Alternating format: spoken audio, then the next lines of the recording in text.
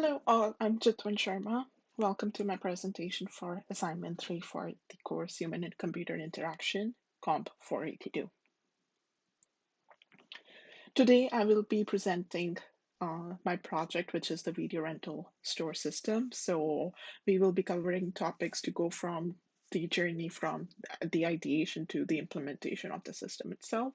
So some of the things that we are covering in today's presentation is project scope, main task implemented, walkthroughs, prototype, implementation screenshots, and even a quick demo. So the scope behind this project was to adapt the physical workings of a brick and mortar video rental store into an efficient uh, system, web-based system called the video rental store system. So design a system to automate the workings of a brick and mortar video rental store. So uh, the main idea was to build a system that provides both the employees and customers a positive user and efficient experience. So just to encapsulate what the general workings of such a store is, the customer enters the physical location, they browse around the store, the physical store, they'll walk around the different aisles, will look for different movies or different genres that they're interested in. And once they find a movie or a game that they want to rent, they will then go to the customer service representative and then the transaction happens and off the customer goes with their rented title. So what I'm doing with this system is to actually convert those workings into a system which can be done online from the comfort of a person's home. So for the system implementation, I adopted usability heuristics to design the system to satisfy user interface requirement. And one of the main scope behind and the main purposes for this project is easy and quick access to main features. So converting the physical workings of the system into an online one, it is very important that we maintain and even increase the quickness and easiness of accessing different features. So these features we will discuss in more in depth later on in the presentation. So some of the features and actually the scope of the project has been listed below. So these include a login page, adding and editing movie information, customer information, etc. So we will discuss this more in depth later on. So what is the design rationale behind this project? So we wanted to demonstrate user interaction with the main features. So the main idea behind this whole course is how a user interacts with the system. So I wanted to create a system which is easy to use for the users and there's good, easy, positive interaction with the main tasks. And then there's consistency across the features. We don't want a messy looking interface. We don't want different kind of design decisions for one page and then adopt different kind of design decisions for another. So one of the main point is that it's very concise and precise across the platform and across the project. So now on to the main task of the system. So as I mentioned before, what the customer does or even what the employee do during their interaction with each other in a brick and mortar store is the customer will look around for movie information. So for this system, I have created a search option for the user to look for different movie titles available. And then for the employee, what they can do is they can add or edit customer information. So it's important to have the customer information in the database. So what the employee can do is have the customer's name, their identification number from which is used to identify the customer, and then and then they can add that customer onto the system's database, and then the employee can also do that for movie titles. So if whenever they receive a shipment of movie titles, they can add the titles information such as the number of copies, the genre, release year, etc. And then the customer can actually look up for this information to find what movie titles are available to be rented. And then the employee can also add and edit the price information. So if there's a sale going on or a deal for a movie title going on, the employee is able to actually edit that information through the system itself. So to actually see the feasibility of this system, it was very important for me to develop a low fidelity prototype. So what's the functionality of this prototype is to understand the feasibility of the system. We can be very dreamy and have like a fantasy of a system that we want to develop, but at the end, it's a real world. So we have to be a bit conservative based on the requirements. So this is where low fidelity prototype comes in handy. This helps us determine the main task. So just so that we don't stray away from what the important tasks actually are, it is important that we figure out the main task, figure out the main usage of the system, and the prototype actually helps us achieve that. So the low fidelity prototype stage came out after the initial prototyping phase. So this was after the requirements assignment, which was assignment one. So after that, actually went on to develop the prototype. So also this prototype helped us understand what kind of inputs we can expect from the user. So some of the times the system requires a bit of training in terms of what inputs the user can actually add. So during this stage, it is the low fidelity prototype actually gave us more knowledge on what kind of user input we can expect. And then it was an iterative process, so the prototype actually saw some changes based on the user feedback that we got. So now on to the user feedback. So to achieve this user feedback, we did some walkthroughs. So the motive behind walkthroughs is to understand the requirements and what the main tasks are. And this walkthrough stage will happen after the development of the prototype, which started after assignment one. So with the walkthroughs, what I can understand, what we as developers can understand is how a user interacts with the system. So it becomes very important for us to test the actual functionality and the usability of the system, and we can achieve this through walkthroughs. So these walkthroughs were done by mainly the friends and family. So I had four of my friends actually go through the prototype at different stages of development.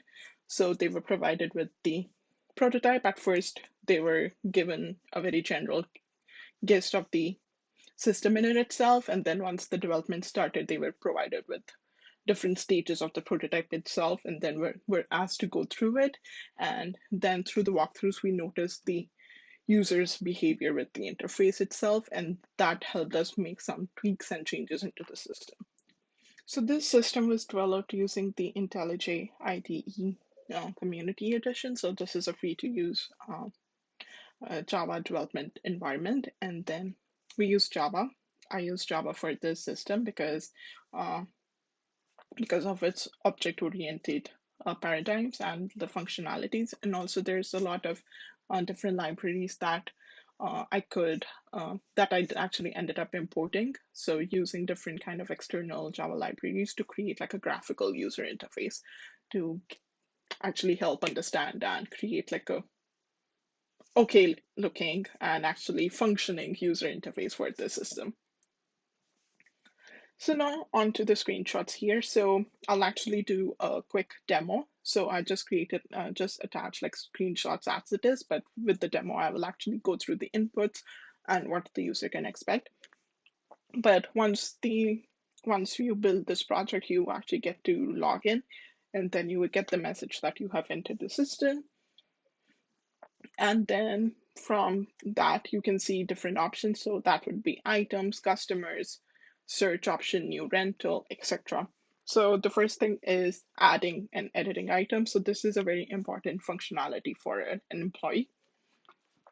So here they can add video information or game information. So if the store receives some shipment or delivery of the movie titles, then they can input that information onto the adding items tab. And then same for customers. So when there's a new customer or we actually want to see customer information, here you can add the customer, their address, and then their identifying number.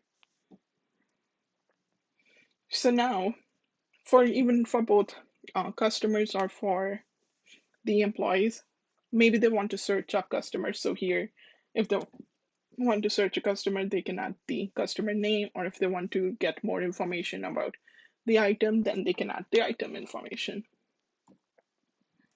And then for the customers, this is where they can actually rent out titles. So they can add the name, how many days they are renting it for, then choose the items available, and then add, then rent. And once it's rented, if they want to return it, then from the return item button, they can do so. And then once you want to log out, you click on the logout button, which I will cover in the demo itself, and then you are able to exit the system. Now we will move on to the demo part of this presentation. Moving on to the demo part. So this whole system was developed in IntelliJ IDE Community Edition. So here's my source folder. So Cree has like all the required files. So the different like rental handler, search handler functions, and then the customer UI, etc. So to run this, I'll just click runs here. So this will build the project and actually run it for us. Okay, perfect. So once the project system is running, the first thing we will see is the login. So here we can enter the username. So the default for demo purposes is user, and the password is password. Login. Perfect. Now we are logged into the system. We get the message that we have entered the system. All right. So suppose I'm an employee and I got a shipment of 5 copies of Enchanted movie.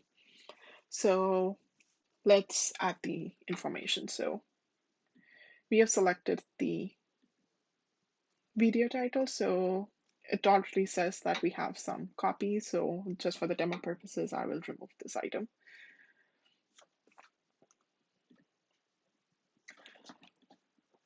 All right. So at this moment, we do not have any titles, any movie titles in the system. So we received a shipment of a movie called Enchanted.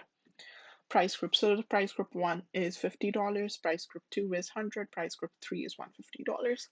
Just for demo purposes. I know the movie titles aren't that expensive, but we'll have it as 1, and the genre is comedy, romance, if I'm not wrong, and the release year is 2009, and the medium. So we can select whatever medium the shipment is in. So it's Blu-ray, we do Blu-ray, and then we add item.